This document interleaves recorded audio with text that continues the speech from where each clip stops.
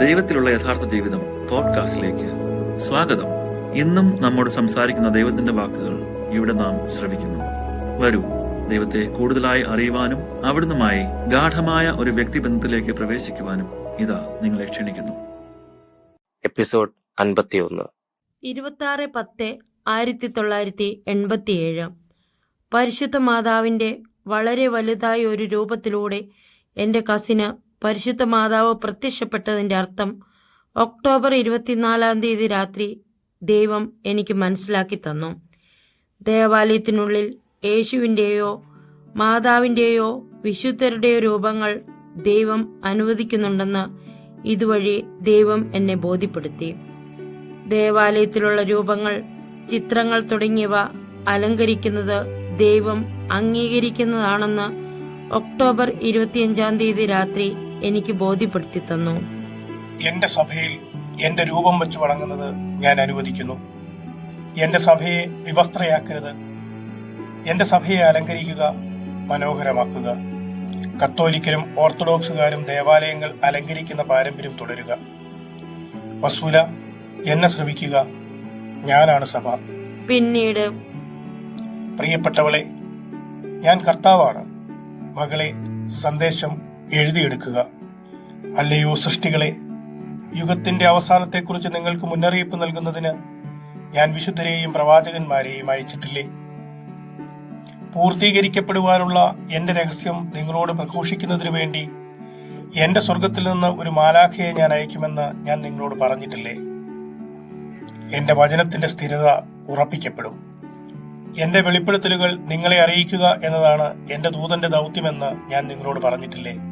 പ്രവചനത്തിന്റെ ആത്മാവാണ് എനിക്കുള്ള സാക്ഷ്യം.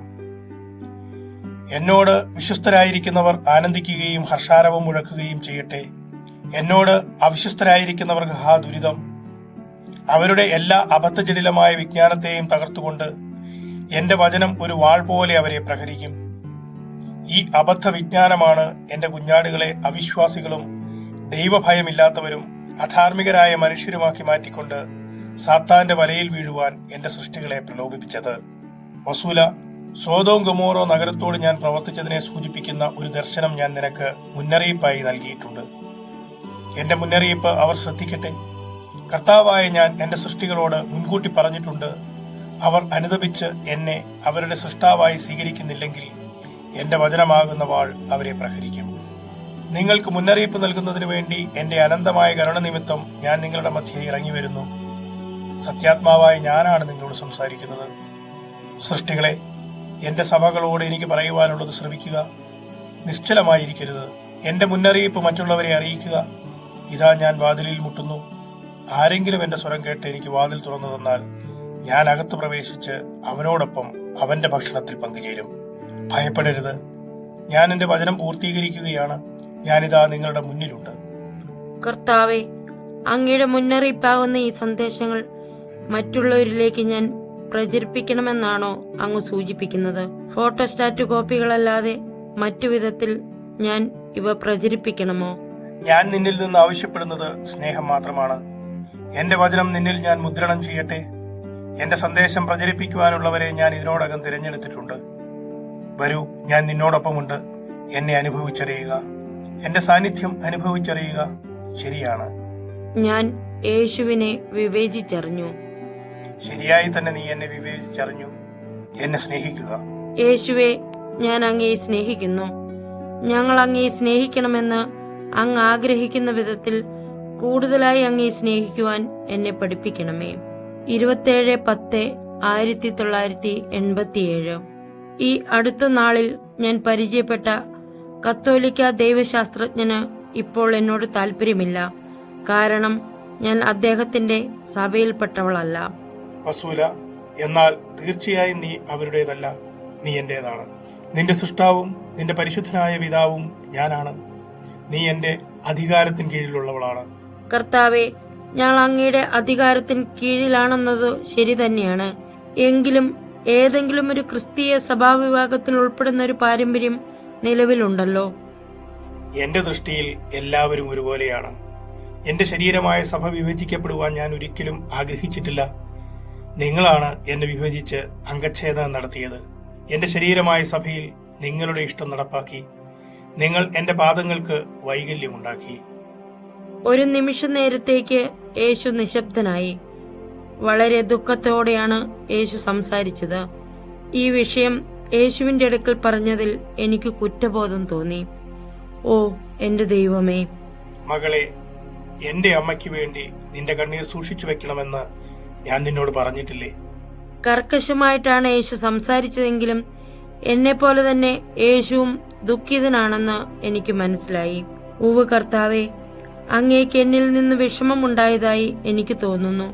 ഞാൻ വെറും മനുഷ്യനല്ലേ? വസൂല, എന്റെ പാനപാത്രം നമ്മൾ ഒരുമിച്ച് പങ്കുവെക്കുന്നതിനാലാണ് ഇങ്ങനെ സംഭവിക്കുന്നത്. എന്റെ പാനപാത്രത്തിലെ പാനീയത്തിന് നല്ല കയ്പുണ്ട്. പരിശുദ്ധ സിംഹാസനത്തോട് പറയുക, ഞാനാണ് നിന്നെ അവരുടെ അടുക്കിലേക്ക് അയച്ചിരിക്കുന്നതെന്ന്. നീ ഏത് സഭാവിഭാഗത്തിൽ ഉൾപ്പെട്ടവളാണെന്ന് അവർ നിന്നോട് ചോദിച്ചാൽ നീ എന്റേതാണെന്നും എന്റെ അധികാരത്തിന് കീഴിലുള്ളവളാണെന്നും അവരോട് പറയുക. കർത്താവെ, ആരോടും തർക്കിക്കുവാൻ ഞാൻ ഇഷ്ടപ്പെടുന്നില്ല. പക്ഷേ ഞാൻ ഓർത്തഡോക്സ് അംഗമാണെന്ന് എനിക്ക് അവരോട് പറയാമോ? ഞാൻ ഒരു ഓർത്തഡോക്സ് അംഗമാണല്ലോ. ഓർത്തഡോക്സ്, കത്തോലിക്കർ, പ്രൊട്ടസ്റ്റന്റ്, നിങ്ങൾ എല്ലാവരും എന്റേതാണ്. എന്റെ ദൃഷ്ടിയിൽ നിങ്ങൾ എല്ലാവരും ഒന്നു തന്നെയാണ്. ഞാൻ യാതൊരു വ്യത്യാസവും കാണുന്നില്ല. പിന്നെ എന്തിനു നീ ഭയപ്പെടുന്നു?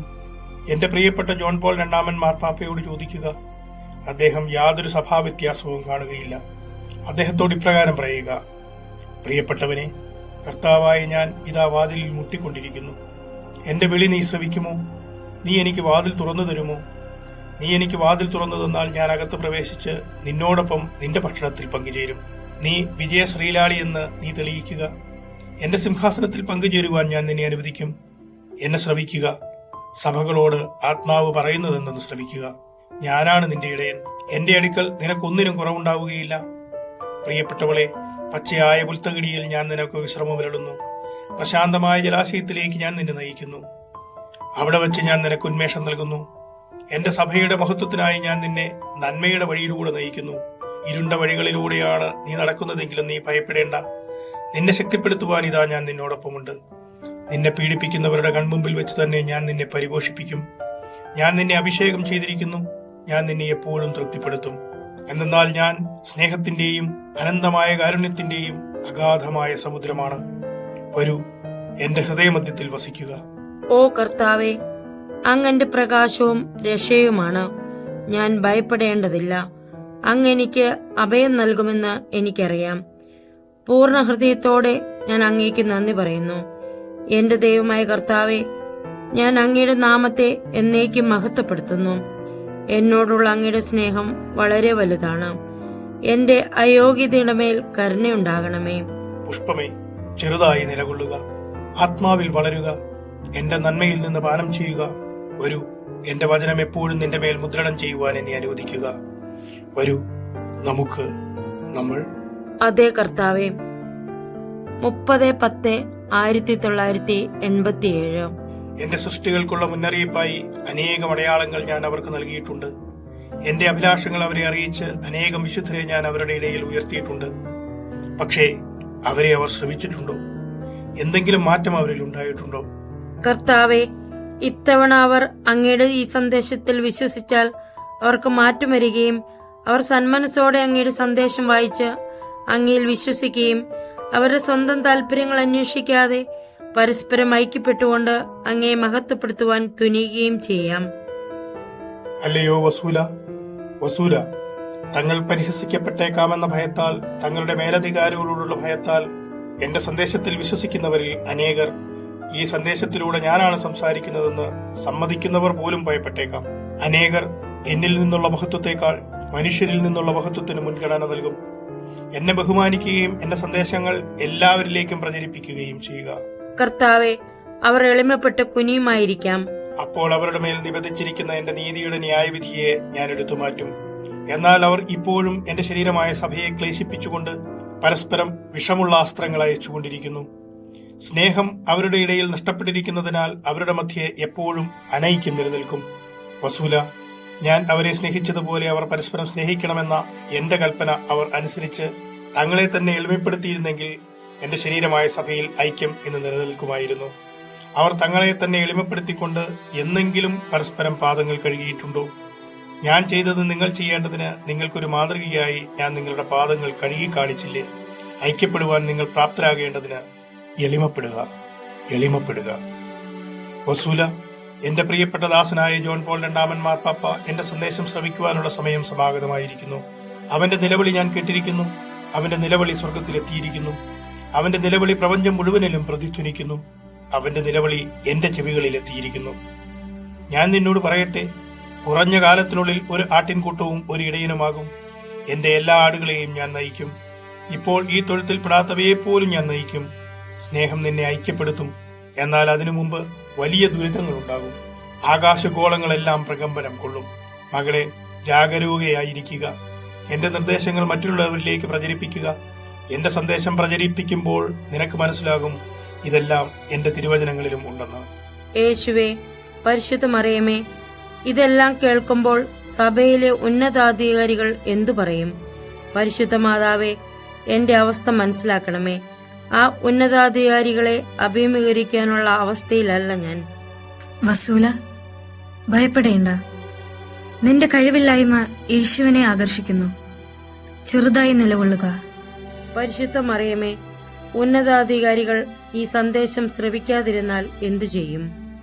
കുഞ്ഞെ, ഈ ദൈവിക വെളിപാടായിരിക്കും യേശുവിന്റെ അവസാനത്തെ മുന്നറിയിപ്പ്.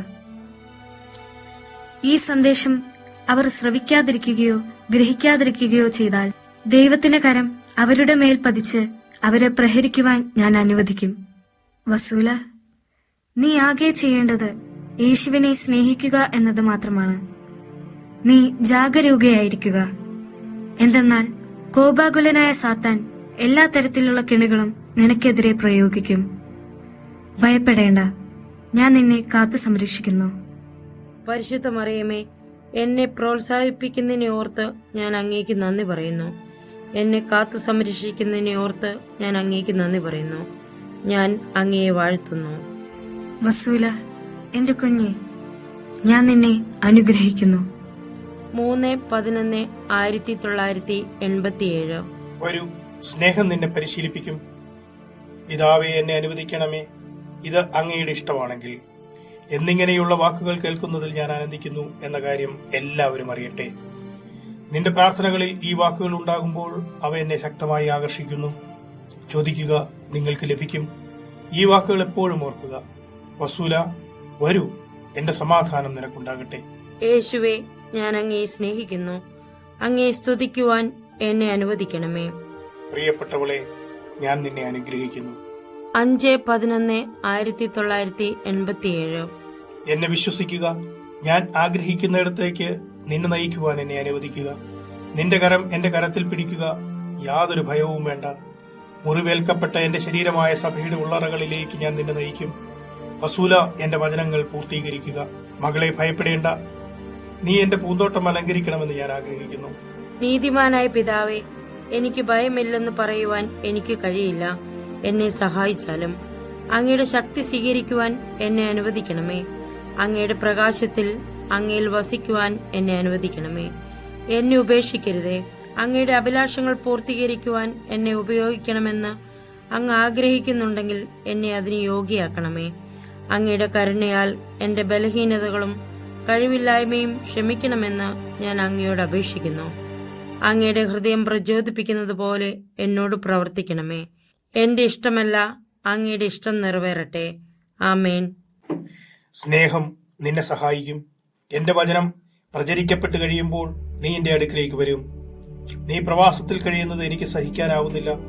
നിനക്ക് വേണ്ടി ഞാൻ തീക്ഷ്ണമായി ആഗ്രഹിക്കുന്നു. പിതാവേ, എത്ര വലിയ ആനന്ദമാണ് അങ്ങ് എനിക്ക് നൽകിയത്. എത്ര വലിയ സന്തോഷവും സമാശ്വാസവുമാണ് അങ്ങ് എന്റെ അന്തരംഗത്തിന് നൽകുന്നത്. എനിക്ക് വലിയ ആനന്ദമുണ്ട്. അതേ പ്രിയപ്പെട്ടവളെ, എന്നെ സ്നേഹിക്കുക, എന്നെ ആഗ്രഹിക്കുക. ഞാൻ താമസിയാതെ നിന്റെ അടുക്കിലേക്ക് വരുന്നതായിരിക്കും. എന്നാൽ നീ ഈ ലോകത്തിൽ ജീവിക്കുമ്പോൾ എന്നെ പാനം ചെയ്തുകൊണ്ട്, എന്നെ ഭക്ഷിച്ചുകൊണ്ട്, എന്നെ സ്തുതിച്ചുകൊണ്ട്, എന്നെ മഹത്വപ്പെടുത്തിക്കൊണ്ട് എന്നോട് ചേർന്നിരിക്കുക. അങ്ങനെ ഞാൻ നിന്നിൽ പൂർണ്ണമായി ആനന്ദിക്കട്ടെ. ലോകം നിന്നെ തള്ളിപ്പറയുന്നുണ്ടെങ്കിൽ നീ നിരാശപ്പെടേണ്ട. എന്തെന്നാൽ ശരീരത്തോടെ ഞാൻ ഈ ഭൂമിയിൽ കഴിഞ്ഞപ്പോൾ ഞാൻ ഈ ലോകത്തിൻ്റേത് അല്ലാതിരുന്നതുപോലെ നീയും ഈ ലോകത്തിൻ്റെതല്ല. ഞാൻ നിന്റെ പിതാവാണ്. നീ എന്നിൽ വസിക്കുന്നത് പോലെ ഞാനും നിന്നിൽ വസിക്കുന്നു. എന്റെ നാമത്തെ ആദരിക്കുക, എന്റെ ശരീരമായ സഭയെ മഹത്വപ്പെടുത്തുക, എന്റെ സ്നേഹത്തിൽ വസിക്കുക. ഞാൻ നിന്നെ കൈവിടുകയോ പരിത്യജിക്കുകയോ ചെയ്യുകയില്ല. അതിനാൽ പ്രിയപ്പെട്ടവളെ, ആരെയും ഭയപ്പെടേണ്ട. പരിശുദ്ധിയുടെ ഫലം പുറപ്പെടുവിക്കുന്ന എന്റെ സന്ദേശത്തിന്റെ വിത്തുകൾ വിതയ്ക്കുക. പരിശുദ്ധിയായിരിക്കുക, എന്തെന്നാൽ ഞാൻ പരിശുദ്ധനാണ്. ദൈവം അവിടുത്തെ മക്കളോടും പ്രപഞ്ചം മുഴുവനോടും അവിടുത്തെ ശരീരമായ സഭയോടും പറയുന്നത് സമാധാനവും സ്നേഹവുമാണ്. മനുഷ്യർ തങ്ങളുടെ ഭോഷത്വം പരിത്യജിക്കുകയാണെങ്കിൽ അവിടുന്ന് പറയുന്നത് അവർക്ക് കേൾക്കുവാൻ സാധിക്കും. കർത്താവായ ദൈവം അരുളി ചെയ്യുന്നത് ഞാൻ കേൾക്കും. അവിടുത്തെ ഭയപ്പെടുന്നവർക്ക് രക്ഷ സമീപസ്ഥമാണ്. മഹത്വം നമ്മുടെ ദേശത്ത് കുടികൊള്ളും. കാരുണ്യവും വിശ്വസ്തതയും തമ്മിൽ ആശ്ലേഷിക്കും. നീതിയും സമാധാനവും പരസ്പരം ചുംബിക്കും. എപ്പോഴും നീതി അവിടുത്തെ അനുഗമിക്കുന്നു. സമാധാനം അവിടുത്തെ അനുധാവനം ചെയ്യുന്നു. സങ്കീർത്തനം 85:8-12 ദൈവവചന ഭാഗത്തോട് ഏതാനും വാക്കുകൾ ചേർത്ത് ഞാൻ എഴുതിയതാണ്. പ്രിയപ്പെട്ടവളെ, ഞാൻ ഇപ്രകാരം പറഞ്ഞിട്ടുണ്ടല്ലോ, ഞാൻ എന്റെ ഉപവനം നനയ്ക്കുകയും തോട്ടം കുതിർക്കുകയും ചെയ്യുമെന്ന് ഞാൻ പറഞ്ഞു. ഇതാ, എന്റെ തോട് നദിയായി, എന്റെ നദി സമുദ്രമായി. ഞാൻ വീണ്ടും എന്റെ ഉപദേശത്തെ പ്രഭാതം പോലെ പ്രകാശമാനമാക്കും. അതിന്റെ കാന്തി വിദൂരങ്ങളിലേക്കും പ്രസരിപ്പിക്കും. ഞാൻ ഇനിയും എന്റെ പ്രബോധനങ്ങൾ പ്രവചനം പോലെ ചൊരിയുകയും ഭാവി തലമുറകൾക്ക് നൽകുകയും ചെയ്യും. പ്രഭാഷകൻ 24:31-33 വരെയുള്ള വചനങ്ങൾ. എന്റെ ശരീരമായ സഭയെ ഞാൻ മഹത്വപ്പെടുത്തിക്കൊണ്ട് എന്റെ പ്രകാശം വിദൂരങ്ങളിലേക്ക് ഞാൻ പ്രസരിപ്പിക്കും. അതിനാൽ വരൂ, എന്റെ കരം പിടിക്കുക, ഞാൻ നിന്നെ നയിക്കട്ടെ. മകളെ, ഇന്ന് അധികം ജോലി ചെയ്യേണ്ട, എന്റെ ഹൃദയത്തിൽ വിശ്രമിക്കുക. നിങ്ങൾ കേട്ടത് ദൈവത്തിലുള്ള യഥാർത്ഥ ജീവിതം പോഡ്കാസ്റ്റ്. അടുത്ത എപ്പിസോഡിൽ വീണ്ടും കണ്ടുമുട്ടുമ്പോഴേക്കും അവിടുത്തെ കരുണാദ്ര സ്നേഹത്തിൽ ഒരു പടി കൂടെ ആഴപ്പെടാൻ ഇടവരട്ടെ.